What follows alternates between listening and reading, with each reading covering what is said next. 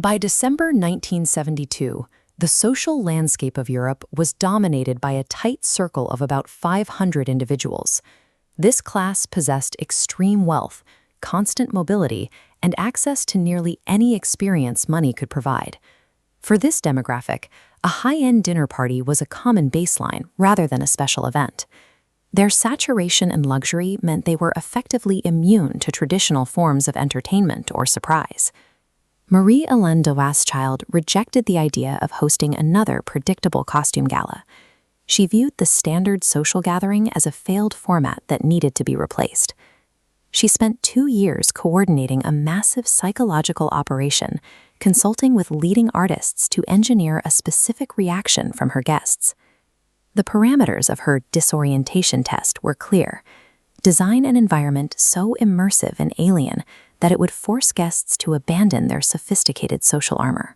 Rothschild realized that for an audience that has already seen everything, the only truly exclusive experience is the genuine feeling of losing one's grip on reality.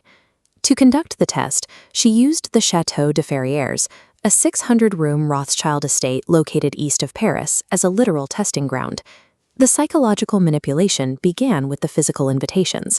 They were written entirely in mirror script, forcing the guests to engage with a reflection just to learn the details of the event. The decrypted message commanded them to come as they dreamed. This instruction stripped away the safety of formal attire and replaced it with a requirement for subconscious projection.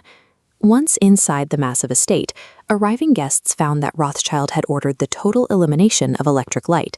10,000 candles provided the only illumination. This lighting choice severely limits depth perception and creates massive shifting shadows that distort the perceived dimensions of the rooms. By removing the invisible safety of electricity, Rothschild regressed her guests into an archaic and vulnerable state the moment they stepped across the threshold. Salvador Dalí served as the primary aesthetic consultant, responsible for weaponizing the interior of the chateau against the guests' expectations. The estate's staff were used as living props. Footmen were stationed throughout the dark halls with their faces painted entirely white, creating an immediate sense of the uncanny. The midnight dinner service targeted the most basic assumptions of a high society guest, the expectation of a safe, traditional dining experience. Guests sat at tables decorated with taxidermy tortoises, their shells modified with layers of embedded jewels. The ultimate violation of domestic comfort occurred at the seating level, where the dining chairs were upholstered using human hair. This strategy relied on the core principle of surrealism, taking recognizable, domestic objects and mutating them until they trigger a deep physiological unease. Every design choice functioned as a calculated, systemic attack on the elite's basic assumptions regarding taste and physical safety. Under the pressure of this environment, the guests transitioned from observers into active variables in the experiment. Audrey Hepburn, an international symbol of classical poise, provided clear evidence of this behavioral shift. She arrived for the event wearing a gold birdcage as a hat. The tension of the night peaked exactly at the stroke of midnight. This diagram shows the spatial climax of the test, the specific architectural threshold where the candlelit interior met the pitch-black corridors of the chateau.